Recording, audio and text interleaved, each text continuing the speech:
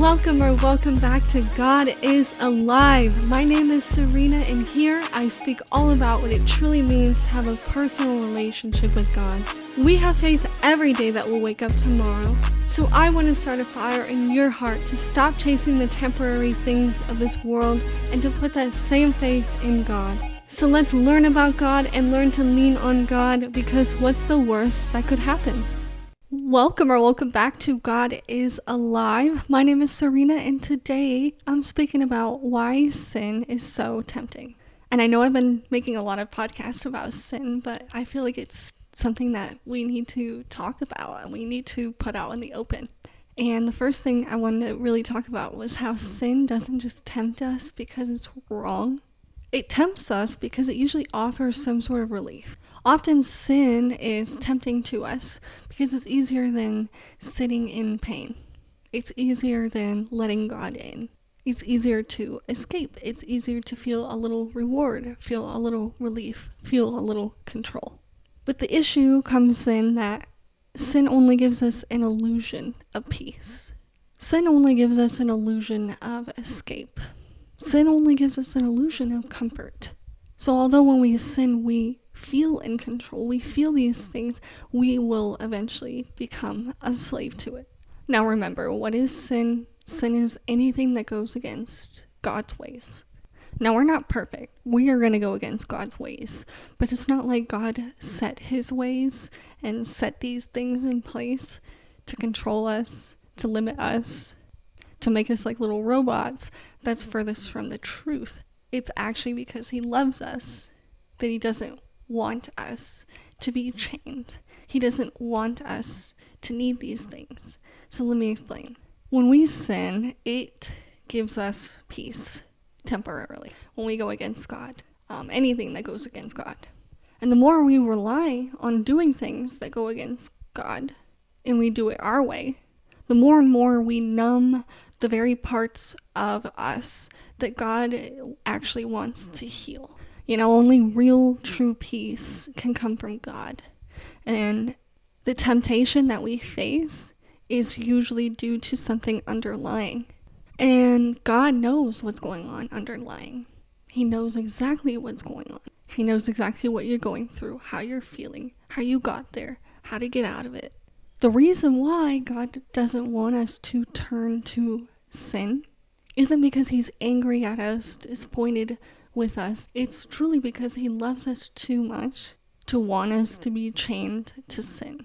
Like, let me put it like this. God sees you, all of you, everything that you are, and he sees when you make these choices and you go down this path, what you become and what it does to you. And he sees what the alternative could be.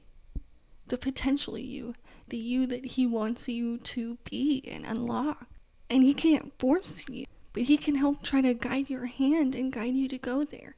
And so I feel like that's why I feel like sometimes we can see it as a limit, stuff we can't and can't do. But we need to reframe that perspective and see how he's actually trying to protect us, care for us, guide us. You know, there is always going to be a downside with sin. There's always going to be a cost. And he doesn't want you to have to go through that. He doesn't want you to have to deal with the negatives, deal with having to pay the cost. And some of that cost from going against God, it's peace. We lose out on some of the peace. Number one, because we're trying to control it ourselves and take it into our own hands.